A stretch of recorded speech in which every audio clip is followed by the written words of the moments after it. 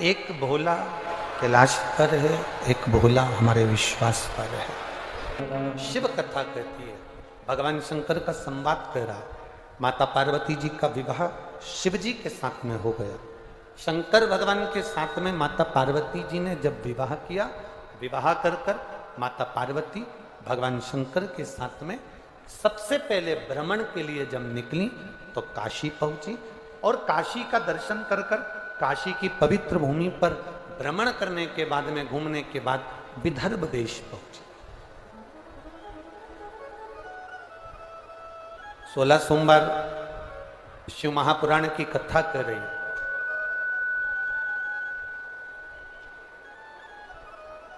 सुगंधा अपनी मां रेणुका के पास जाकर कहती हैं कि मैंने 16 सोमवार व्रत की महत्वता को जाना है।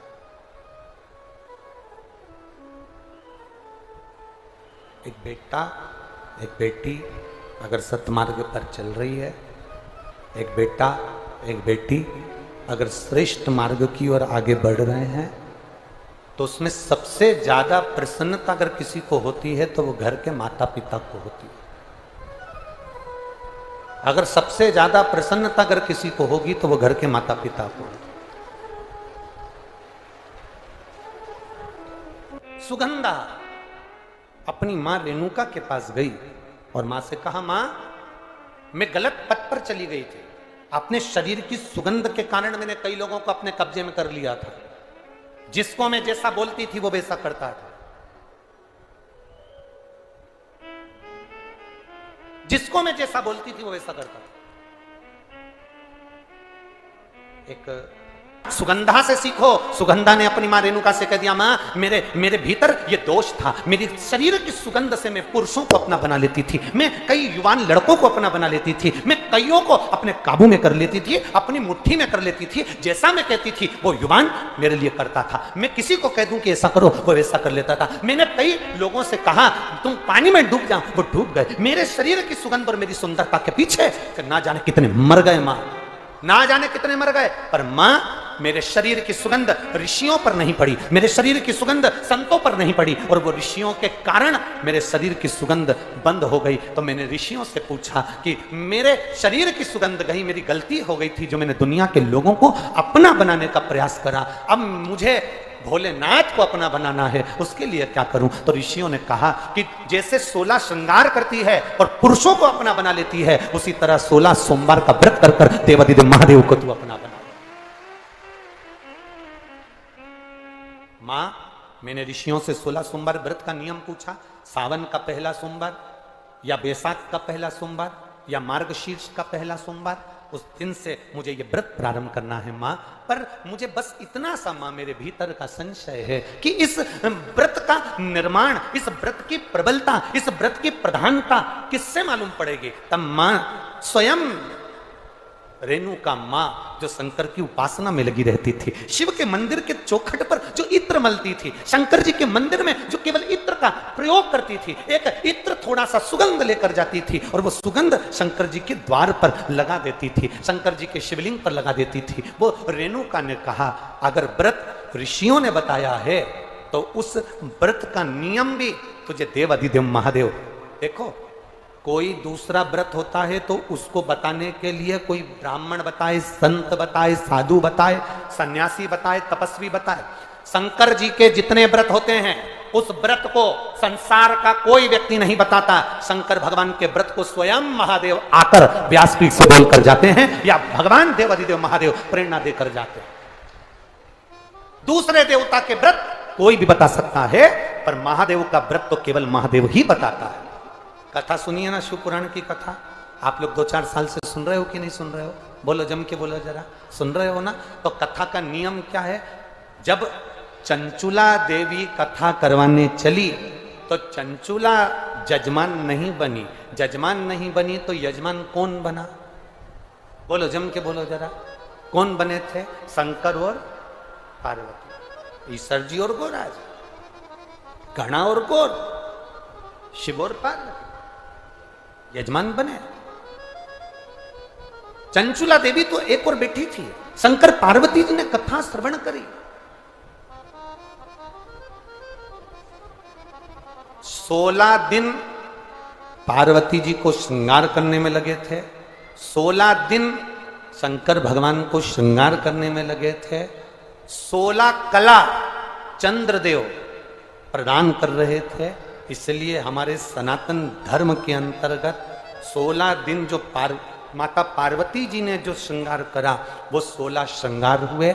शिव जी ने जो 16 दिन श्रृंगार किया वो 16 संस्कार हुए।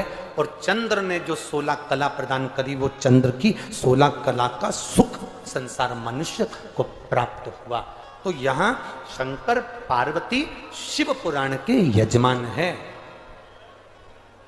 शिव पार्वती इस शिव महापुराण के यजमान बने, उस पर आश्रित है। मां, मैंने दुनिया के लोगों को अपने काबू में करा। मां, 16 सोमवार के व्रत का महत्व ऋषियों ने बता दिया, पर मां इस व्रत को करा किसने? इस व्रत की शुरुआत कहां से हुई ये मुझे कौन बताएगा? सुगंधा की मां रेणुका शंकर की भगत थी, उसने कह दिया। हम जैसे आप लोगों से कहते हैं कथा बाचने वाला महादेव, कथा करवाने वाला महादेव और कथा सुनने वाला महादेव, कोई दूसरा नहीं है। आपके अंदर अगर शिव नहीं होता ना तो आप अपना छिंदवाड़ा 17 किलोमीटर दूर छोड़कर यहां कथा में नहीं आते। 17 किलोमीटर दूर छिंदवाड़ा को छोड़कर आप कथा में नहीं आते। पंडाल में बैठने की जगह नहीं है। ये भाई, हम तो 3 घंटे की कथा कर रहे हैं, पर ये जो जेंट्स लोग, जो माताएं आसपास में और पीछे ढेर खड़े हैं, इनसे पूछना क्या ये केवल 3 घंटे से खड़े हैं? हमारे 1 बजे अगर हम यहाँ आए हैं तो ये 10 बजे से 1 जैसे खड़े हैं केवल कथा को श्रवण करने के लिए। मैं चैनल वालों से कहूंगा जरा पीछे का भी नजारा एलईडी पर दिखाना इनको। गाड़ियों पर लोग खड़े हैं, गाड़ियों पर लोग बैठे हैं, पेड़ों के ऊपर चढ़ चढ़ के बैठे हैं, कहां नहीं जगह। आप अगर आपकी एलईडीओं पर अगर नजारा देखोगे, सुगंधा ने कहा अब मुझे मार्ग कौन प्रशस्त करेगा? रेणुका ने कहा। माँ का वात्सल्य देखिए, माँ की करुणा देखिए। एक माँ अपनी बेटी को ज्ञान दे रही है, तू चिंता मत कर। अगर मार्ग ऋषियों ने बताया है, संतों ने अगर मार्ग बताया है, तो उस मार्ग को समझाने के लिए भी अगर आएंगे तो देवाधिदेव महादेव आए, कोई दूसरा नहीं आने वाला, शिव ही शंकर आए। और आया समय, आज रेणुका अपनी बेटी सुगंधा के साथ में जा रही थी।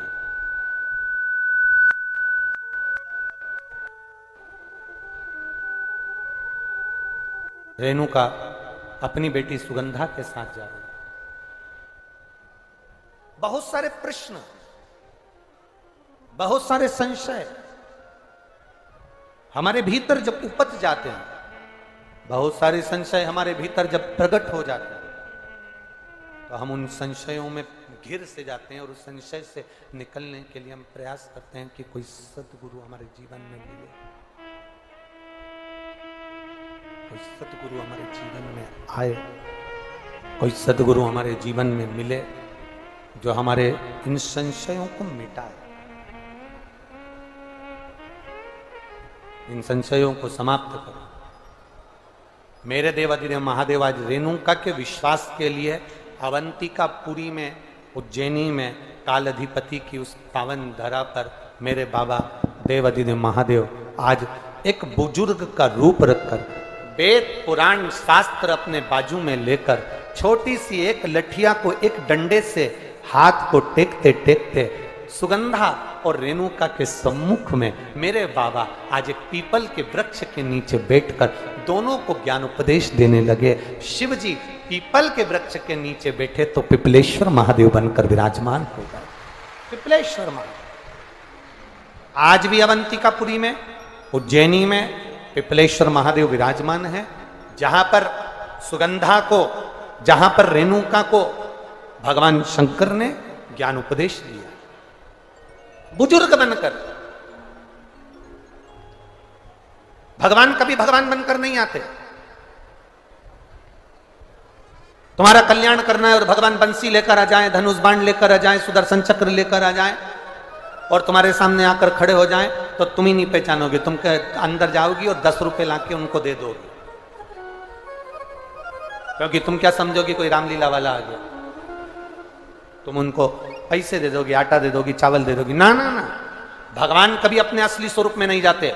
भगवान अगर जाते हैं, भगवान को कोई काम करना होता है तो तुम्हारे रिश्तेदार, तुम्हारे नातेदार, तुम्हारे परिवार वाले, तुम्हारे मोहल्ले वाले, तुम्हारे कॉलोनी वाले, तुम्हारे क्षेत्र के कोई व्यक्ति का रूप रखकर परमात्मा आकर अपना कार्य कर कर चले जाते हैं। वो अपने स्वरूप में नहीं। शिव जी ने कहा, एक अमरावती में, विदर्भ नगर के अंदर, विदर्भ नगर क्षेत्र में अमरावती एक क्षेत्र है। उस अमरावती में एक सेठ जी के द्वारा बनाया हुआ शिव जी का एक मंदिर है। उस मंदिर में, उस मंदिर के अंदर एक ब्राह्मण पूजन का कार्य करता है और वहीं शंकर भगवान पार्वती को भ्रमण कराते कराते, विदर्भ नगर में भ्रमण कराते कराते लेकर गए हैं। और विदर्भ नगर में भ्रमण करते करते जब माता पार्वती जी थक गई तो उस मंदिर के अंदर शिवालय के पास में शंकर पार्वती बैठ गए। शिव पार्वती वहां बैठे और शिव पार्वती वहां पर विराजमान हुए, शंकर पार्वती वहां बैठे। शिव जी कह रहे हैं, जैसे एक भक्त की ललकता होती है भगवान को पाने के लिए, ऐसे भगवान की ललकता होती है भक्त को पाने के। एक दिन पूरा निकल गया शंकर पार्वती को वहां बैठे हुए, 2 दिन निकल गया शिव पार्वती को वहां बैठे हुए। विदर्भ की भूमि शिव जी को अति प्रिय लग रही है तो शंकर भगवान वहां पर विराज जा नहीं जा। एक ब्राह्मण, पुजारी, पंडित रोज सेवा करने आते, पूजन अर्चना करते, भोग लगाते, चले जाते, आराधना करके चले जाते। आज पार्वती जी के मन में शिव जी से कहा, बाबा भोलेनाथ जी को देखकर मेरा मन करता है आप मुझे भ्रमण कराने के लिए लेकर आए हो, पर आज मेरा मन करता है कि आपके साथ में चौसर खेलूं। शिव जी ने पार्वती जी के साथ में 3 बार चौसर खेली है।